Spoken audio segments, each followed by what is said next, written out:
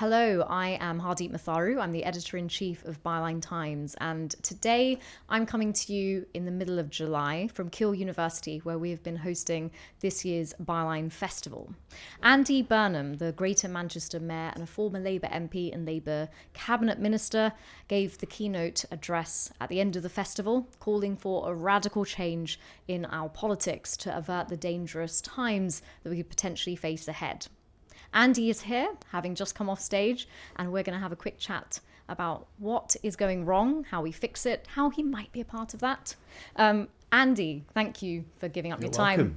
So, one of the things I've always been really interested in as a journalist is the forces that shape us, and looking at the structures and the culture, the water we swim in, if you like. You've had a really interesting journey in that. As we know, you're currently the Mayor of Greater Manchester. You were an MP for many, many years. You're from Liverpool originally as well. Can you talk a little bit about sort of the journey you've had in terms of the forces that shape us? What was it that made you want to become an MP and get into politics, which, you know, most people don't want to do at all? How did that play out? And then why did you leave Westminster politics? Well, I came in 31 years old, 2001, thinking that I'd be able to right some of the wrongs I'd seen growing up in the Northwest. You know, the North-South divide, the sense sometimes that people were treated second class. So that was part of me and what I wanted to do something about. And in the 16 years I spent in Parliament, I think it took me to about halfway through, just after, to work out that Parliament wasn't going to be the answer to those things. In fact, it was the problem. It had created those injustices. And that was like a massive sort of moment of realization for me. The big turning point was Hillsborough, when I was invited to speak to the 20th anniversary. When I really thought deeply about it, what I realized was that, you know, the entire British state had been ignoring an English city crying injustice for 20 years. It wasn't just sort of by accident. It was deliberate.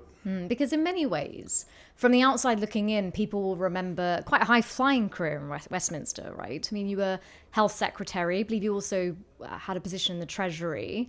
I mean, from the outside looking in, it was sort of, you were very much part of, and you were flourishing, you know, as a minister with a great amount of responsibility. But you saying sort of behind the scenes of that, there was a lot that was having to be accommodated to even be a politician operating in the Westminster system. Yeah, despite achieving success in it, I'm saying. Yes, well, it was like that, exactly as you described, because the big crossroads for me came in 2009, halfway through my parliamentary journey, when I was Culture Secretary, and I was asked to speak to the 20th anniversary of the Hillsborough disaster, having been at the other semi-final on the day the tragedy happened, and having had many friends at Hillsborough.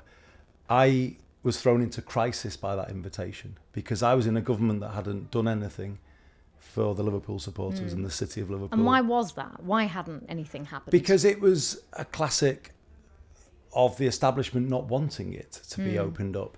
And the Labour government had a commitment to reopen Hillsborough, but quickly another Whitehall stitch-up took place and it didn't. Hence, I knew what I was walking into that day. But when I went to Anfield, in many ways, I was taking my first steps out of the Westminster system, because the only way I could reconcile the kind of position I was in was actually not to kind of do the Westminster thing. It was to say, right, now, if you're going to be true to yourself, you have to walk outside of it. And that's what I did. You know, I walked outside of the collective responsibility in deciding to try and reopen Hillsborough and use what political power I had at the time to do that. You talk about like the establishment. So to what extent did you feel you became part of the establishment? I mean, the one thing we really don't talk about still in this country is class, right? And navigating different aspects of it. So as a cabinet minister, who was in Westminster every day? I mean, we all remember you were always in the papers. I remember as a teenager when you suited and booted, everyone talked about your eyelashes and things. Yeah, what I'm trying to say is that, I mean, did you feel part of the establishment? Did you feel you had to become part of that? It's a good question. I mean, I've always in my life had a degree of imposter syndrome. I had it at Cambridge University. Right. Because I couldn't relate Cambridge to where I'd grown up, and I always felt a bit... I had that Do you know what I mean? I went to Cambridge, but from a state school, and didn't understand why everyone else was really confident at speaking. And I know, and I was the same. And inside, I'd be like, I used to hear these people holding forth, and it took me a year to work out they were talking complete rubbish, but it looked so convincing for all of that time. Yes, exactly. But I've always had that, and I had it when I went into Parliament, and I had it a bit again when I was in government, and I was always like, in a sense, having to prove myself and become part of the in crowd. But the kind of experience of being in Westminster as the years rolled by was I knew I wasn't fully in the in crowd. And particularly when that invite came to the 20th anniversary, it kind of made me choose. Was I going to be true to myself and what I knew to be the facts about Hillsborough, or was I going to play the Westminster game? The interesting thing about the British political system, it makes you choose. That's the thing. Yeah. It doesn't let you be both yourself and operating at a high level within the system. That's really interesting, isn't it? So there's something, again, the forces that shape us. There's something about the system itself. It's the whip system as well, isn't it? Yeah, we'll talk a bit more about that. I mean, very few issues of voting by conscience, isn't there? I mean, I think recently, was it the assisted dying was the last one that was. But I mean, the norm is you vote according to the party. It is, but credit to the MPs who took a stand on disability beneficiaries. But that is hard, and it's a difficult thing. It's too difficult in some ways for MPs to do that. Yeah, the thing is, the phrase people will use is they're all the same. The question is actually, it's not them that's the problem in my view, because most MPs, whoever they represent, go in with a pretty good heart and a pretty good intent about wanting to do things. Okay, there's 10% who are very career-minded, but the majority, I think, are decent people. The reason they end up looking, quotes, all the same is because of what the system does. The whip system, in my view, is corrosive of people's independence and indeed of their authenticity, because I've described it as saying, the longer you're in Parliament, the more you are at risk of it making a fraud out of you, because it makes you vote in certain ways, say certain things, take a line in an interview where you may not 100% feel it. So that explains maybe to people why politicians don't come over in interviews. We don't have a political system more like the US, where people are more empowered to act for their area, to act independently.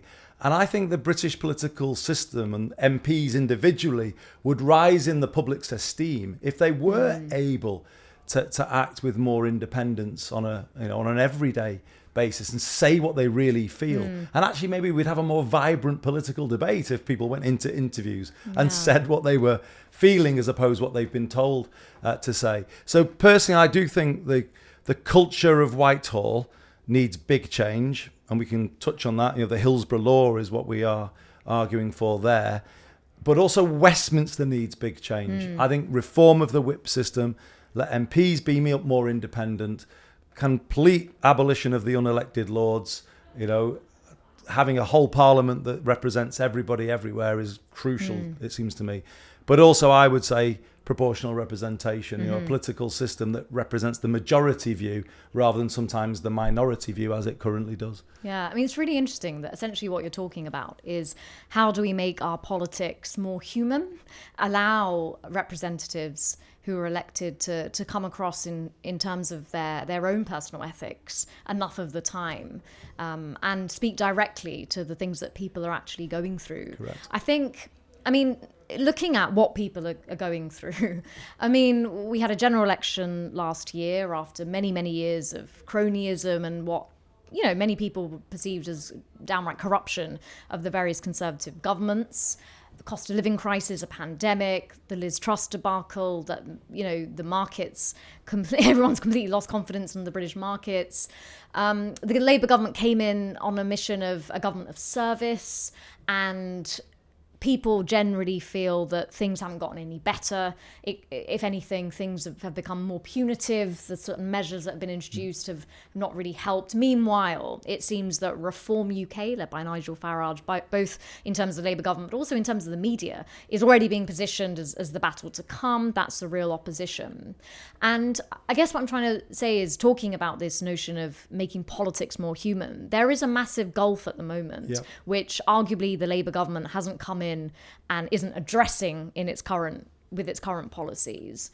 Can you talk a bit about what you see as that alienation between the sort of high level politics and national discussions up here, and how people are actually living their lives and what's going on in their lives, and sort of what are the consequences of not recognizing that alienation has very real consequences on the direction the whole country could go in pretty soon?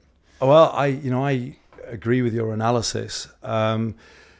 In some ways, I think what we're seeing is, with the turbulence of recent years and the fact that, governments keep changing and the personnel keep changing, the trust years, the Sunak period, as you were saying, I think our antiquated political system is struggling to deal with the complexity of the modern world, and I think that's one of the reasons.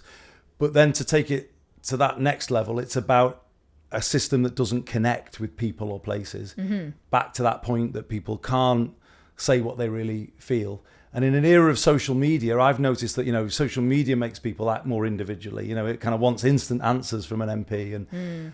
But again, they can't do that because of the way, the way Parliament works. So for me, all of it is kind of grating really on the times we're in requires something, I think, fundamentally different to what we've got.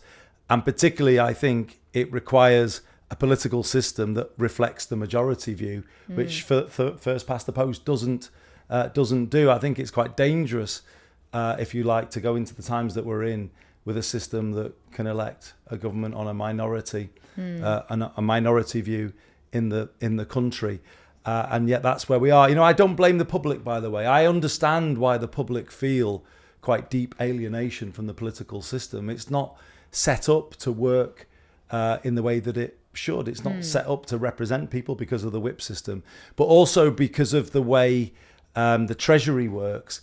It's not set up for fairness between places. There's a bias in favour of London and the South East. Other areas don't get the same amount of funding. So kind of all of it contributes to people feeling frustrated, alienated with the political system. And I think the risk is that we don't hear those warning signs and rewire that system now, because we need to sort of have a political system that actually represents and works for people and functions in the way that it should, represents the majority view rather than a minority view in a constituency or across the country. And I think it's now becoming really urgent to do that because of what is increasingly going to be at stake at the 2029 general election and beyond. And are there any lessons, I'm sure there are lessons from your time, your current position in Greater Manchester on that more local level? Because, arguably, while the Labour government that's now in power, it feels like it's still pretty cautious in terms of the right-leaning press. It feels the pressure from the reform vote. Some of the policies that have been announced, there have been U-turns. But again, it doesn't seem to me that these policies are necessarily getting at how to fix people's everyday lives. Arguably, when Boris Johnson talked about the levelling up agenda, there was some substance to that. It was never going to be followed through, and indeed it wasn't. But I guess what I'm saying is in times when we're going through such a period of sociological change in so many ways, like big tech, how society is structured, how jobs are insecure, housing, the pillars of how people used to see their own identity and how they belong to a local area or even to communities. It's all shifting. So if you're a politician and these big changes are going on and people are feeling alienated from politics and potentially going on social media, finding conspiracy outlets or darker forms of politics, where is the starting point in your view, if that's where you're at? What do you start to tackle?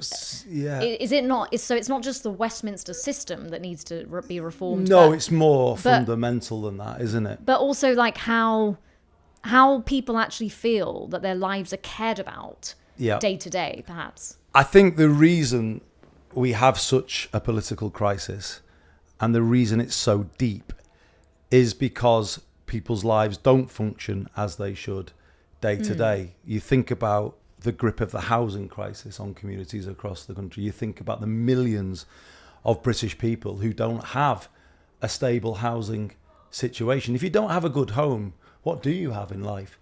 And yet millions of our fellow citizens are living without a stable, affordable, secure home.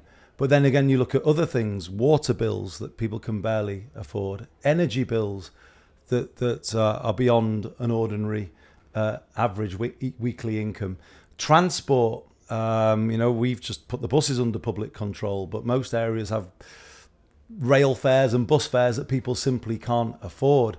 And I think that's the problem. Yeah.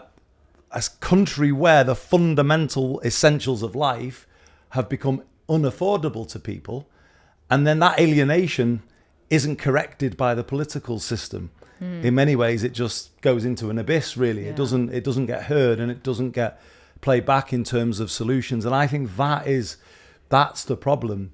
And this is why the left of politics needs to take ownership, I think, of this situation, because who sold off those basics in the 1980s? Who sold off the homes? Who sold off the water, the energy, the transport? Well, it was the arch Thatcherites, many of whom are the leadership of the Reform Party. Now they were the big cheerleaders for all of these changes. So to me, it's about recognizing those kind of basic things are not right for people And trying to fix those. Getting an urgency, particularly about the housing crisis, because the housing crisis is devastating for individuals, but also it's corrosive of the public finances as well, because it has a knock-on effect on the NHS budget, on council funding. It means that more people are out of work than they should be because they don't have the platform of a secure home. So the whole thing has kind of led to a level of dysfunctionality in the country that I think is the problem. But then the alienation that comes from that, people who kind of just see that the basics they need to live their life aren't there for them, and they're having to compromise between food and energy. But also, I think there's a thing also about politicians as well, though, and whether people in Westminster or people in my position are actually speaking to those issues relentlessly. Yeah. And I don't think sometimes we are. We should be relentlessly talking about the cost of living, people's bills, what we're going to do to get their bills down. I mean, I've done something in Greater Manchester, which, I'm going to continue to work hard at, which is to cut bus fares. Just, politics needs to get in the business of doing simple, positive, everyday things that helps people with their lives. Somewhere along the line, it stopped doing that, and it needs to get back in the business of doing that. But also, don't just speak to sort of a kind of the obsessions that you get in the Westminster world. I speak a lot about an education system that works for all young people. For too long, under all governments, we've been obsessed in this country with the university route. In fact, we've built a whole education system for it. 2/3 of kids in Greater Manchester don't go on the traditional university route. What about them? Who speaks for them? When do they hear their life chances reflected in the media debate? It's things like that, isn't it? A council home, a good technical education with a kind of twin pillars of working class ambition in this country in the 70s and 80s. And those things have been sort of smashed down, and no one talks about them anymore. Hence why many people, I think, feel that politics just really isn't giving them the answers to some of the things that they're struggling with. I mean, it's interesting because Theresa May said this, the famous, infamous thing that she said about if you're a citizen of everywhere, you're a citizen of nowhere. And also just sort of around the Brexit years, we had a lot of commentary, on the right, but I think which illuminated something about the people from everywhere and the people of somewhere, I guess for me, it's always these are always presented as a binary, an either or, that parties or politicians are either too caught up with the sort of liberal younger generation who are mobile, socially can travel, are technologically comfortable, live in cities like London like I do, and whose alienation is probably more because of not seeing all the comparative stuff on social media. That's very different from people who feel alienated sitting in red wall constituencies for reasons that are vastly different, which are about their towns that were thriving with manufacturing. Isn't that a problem with our political system, though? Do you see what I'm saying? Like it seems like it's either you have to cater for one or the other. How can you cater? And I think you should, and politicians should cater for both types of alienation, if you like. The people sitting in the red wall who feel their communities have not been invested in. The pillars of how they used to define their lives have gone for years. They're alienated. So are like a load of young people, some of whom are very mobile and embracing sort of tech and all the opportunities of that, but huge numbers of young people who are just feeling they've got no opportunities. I guess what I'm trying to say is there's like people who are very rooted in place who feel alienated. There are people who are more mobile who feel kind of alienated, and all kinds of people in between. But it feels like what we hear from politicians is sort of, we're playing to the liberal metropolitan crowd, or now we need to play to the red wall crowd. Do you see what I'm saying? I do. I know exactly what you're saying. Is it about trying to create something that everyone can buy into? But I think that's, again, a product of our political system, first past the post. It's kind of encouraged a focus on Mondeo man, Worcester woman. You know, the idea that there's a small number of constituencies needed to be won here, and this is the key demographic. It's a reductive mentality, I think, that the first past the post system brings. Whereas politics has to be bigger than that. It has to be about everyone, everywhere. What's the things that we all depend on and we all have to hold in common? And it's not enough about that. You know, sometimes, you know, politicians have been doing quite narrow retail politics, you know, small things that might appeal to that demographic that they're chasing, rather than fixing the big fundamentals. Like that the bread everyone, and butter that everyone would I mean, I can only benefit speak from, for what I've done in Greater Manchester, but, you know, we have created a new public transport system because we want a system like London that is for everyone. You know, the London public transport system is used by people of all backgrounds, and that's benefits everybody. Yeah. And, you know, I think we've got to get back into the business of big reforms that benefit everybody, and bolder reforms. I personally keep coming back to housing because there's a resentment in the country, isn't there? If you're in a situation where your housing is fundamentally unaffordable, but then you hear somebody who was lucky to have a home passed on, or, you know, get on the housing ladder just at the right time in the early 90s or something, you know, that creates divides, doesn't it, in society, the haves and have-nots, and then it creates a resentment that kind of plays out in the political sphere. You know, I think, in my view, you've got to get back on fixing the fundamental things everybody needs for a good life. And too often politics is chasing sort of slightly flimsy things at the margins and not dealing with the fundamentals. And you think that, in a way, I mean, in recent years, the right has very much been at the forefront of identity politics. I mean, the left and the progressives. But I think they did us a huge disservice, just to say. No, go. When I look at the Brexit referendum, I mean, Cameron and Osborne were wrong to even agree to the referendum in my view, in the way that they did. I'm not against democracy, and if there was a kind of growing call for a referendum, but it should have been done in a more considered way than the way that they did it. They almost just rushed into it.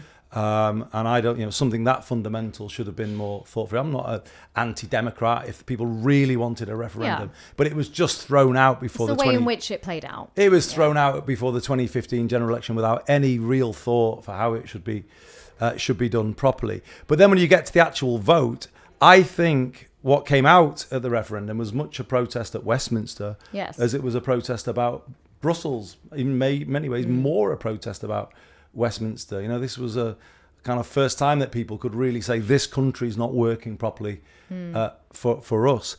And, you know, that I think, you know, wasn't responded to. It wasn't heard properly. Or Johnson pretended to hear it by saying levelling up. Oh, now we're going to do, you know, we're kind of going to do more for the places outside. But what did that actually turn into? And if anything, if you go back to the pandemic, you know, he tried to treat Greater Manchester as second class during the tier 3 debate. He tried to impose it on us without giving us any money. And this was the man who was meant to be in favour of levelling up. And my point I'm making is that did even more harm because he'd promised something and he actually did the opposite. And I think that deepened the level of despair that people were feeling with the political system. I think you're right. I mean, I think there has been a great harm to the whole political culture by the woke wars and the culture wars that the right have been waging in recent years. And I guess my question is, so how do the progressives respond to this? This is something that has been talked about a lot in recent years. Like, what is the left's response to the identity wars that are waged by the conservatives or the right, now Reform, GB News? But I guess in a way, this thing that you're saying, this focus on basics, how to change people's lives in fundamental ways, in a way, rather than engaging in identity politics and identity wars, you can circumvent that by actually just changing people's circumstances, their lives, making them feel like people care about how they're living. Do you see what I'm saying? I do see what you're saying. The first way in which the left responds, in my view, though, is just to have confidence in who we are and what we believe. They throw woke as a term of abuse. Well, I call it respect for other people, basic decency, actually the values that Britain has always demonstrated. And actually that is true more, in my view, to the way British people are decent, friendly, than the kind of sort of, the quite divisive approach that others are taking. So be confident in who you are. Don't tilt towards that side and pander and, in many ways go the other way, and work relentlessly, as you said, to improve people's lives. So don't pander to Reform UK. Don't try to become seen. Don't try and be seen as leaning right. Ask yourself the question: why do people feel alienated? Because their housing isn't good, and they can't afford it. They can't afford to buy a home. Their energy bills are too high. Their water bills, they can't, use public transport because it doesn't function in the way that it should. Fix those basics for people is what, the left of politics did it before. We were the government in the post-war period that built the generation of council homes that were sold off in the 1980s. We'll go back and show to people that actually that set the country up, that post-war Labour government, for a period of real success in the 60s, 70s and 80s in this country. And it was taken off us. So go back and fix it again, and be bold about intervening in a way that the left can only do to fix the basics for people in terms of homes, transport, utilities, healthcare. That, I think, is what we should do, and actually create a new politics, I think, for the times that we're in. I think we've got to move away from the mentality, again, that comes with first past the post, which is sort of, a lineup of the parties and they don't speak to each other and it's all very separate. I think we need a more collaborative politics, basically, going forward, where people can agree, they should agree, and that should be a positive thing, not a negative thing. In fact, the public wants to see more of that, more focusing on, not party first, but fixing things first and working together to fix things. So I think, as I look to the 2029 general election and even beyond, I see it, I'm not daunted by it, as long as we lean into what we believe and, and be strong and confident about that, and make some moves that actually people begin to feel in their lives. I know it's a small thing, but I like to think that people, when they use public transport in Greater Manchester, they think, well, at least they did that. That's a change that's benefited me. We need that, but much, much, much, much more of that. So Byline Times was set up 6 years ago, and our founding mission, which remains to this day, is to report what the papers don't say, to be outside of the system in that we're funded by the public. And the team that works on Byline Times, which I lead, we're not having dinner parties or anything with MPs. I've never met you before, or other journalists. We're not part of that sort of Westminster bubble.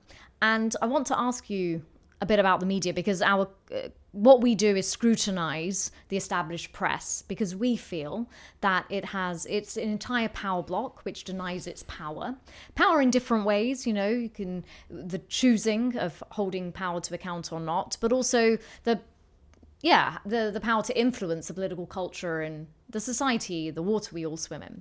So we believe it's very important to do that. We don't feel that there are many other media outlets that do that. But the reason we feel it's important is because we feel that social media is one aspect of it. I'm talking about the traditional press. We feel that has too often, there is good journalism. Too often it's a distorting effect on politics and how it operates, because journalism is too often an extension of power in this country. You've talked a bit about how to reform the Westminster system. I mean, Westminster and the media system in Westminster, it's sort of like this. Could you say a bit about what your thoughts are about the media? It's very difficult to get this on any kind of political agenda. I mean, the Labour government, Keir Starmer, said that there would be some aspect of press reform considered ahead of his election. He's now in power. That's all been put to the side. And also his spokespeople didn't deny to Byline Times that there had been some sort of discussion between Rupert Murdoch. Well, they didn't confirm or deny it. Some sort of discussion between Rupert Murdoch ahead of the election. And of course, the Sun newspaper gave a lukewarm endorsement, which said it's time for a new manager on the day of the election last year, which mainly referred to Gareth Southgate stepping down as England manager.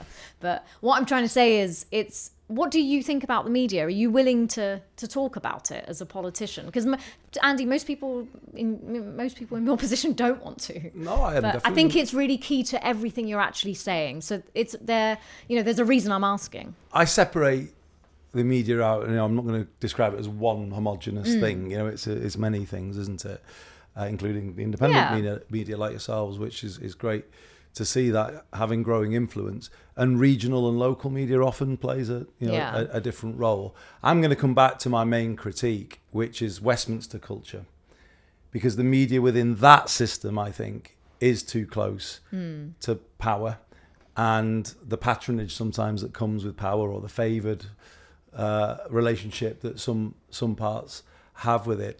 I also remember very vividly the kind of policy making process in Whitehall being too driven by the agendas of certain parts of the media. I think the reason we've ended up in this country with a quite punitive, distrustful benefit system that more often than not is tripping people up rather than helping people out is because policy has been designed over many governments over decades to please certain newspapers in that space, because it's perceived that is what people want to hear, tough on benefits. In the end, it leaves you with a system that doesn't work, actually. A system that people fear interacting with. If you fear interacting with the system, it's not going to help people into work. And my kind of take is, as I leave Westminster and kind of look at things with new eyes, I see all of that afresh now, the closeness, sometimes the incestuousness of the relationship between the Westminster media and Westminster players in both opposition and government. And it creates a kind of policy environment that I think is skewed in the way that I was describing before to certain agendas. And when you're in my position and you just look at the world through the eyes of my residents of people who live in Greater Manchester, you just think, actually, they need very different solutions. They need a more supportive benefit system that actually helps them with what they need to get towards work. They need a home, a housing situation that works for them. And some of these issues just get completely neglected by the Westminster media. Buses, they would never have written about that issue. But for us in our world, that's fundamentally important. Yeah. I always remember when I was, it was just after I'd been elected for my second term as mayor, I asked a question at my sort of acceptance speech. I said, how can it be that a single bus journey in Harper-Hay, Greater Manchester, costs 3 times as much as one in Haringey, London? £4.50 in Harper-Hay, £1.50 in London. And I'll never forget this. A couple of days later, Transport for Greater Manchester got a telephone call from 10 Downing Street saying, oh, we heard the mayor quoted some figures at the weekend about bus fares. They can't possibly be correct, can they? And my team said, well, yeah, they are actually.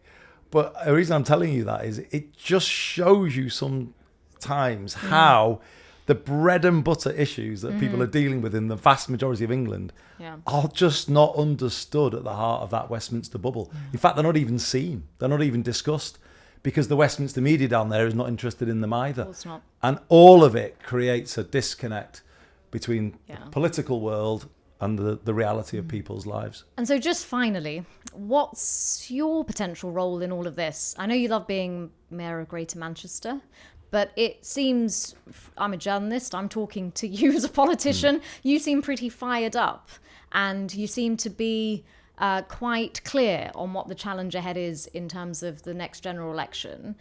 I mean, which is quite stark. I think it's quite stark choice potentially in front of us as a country.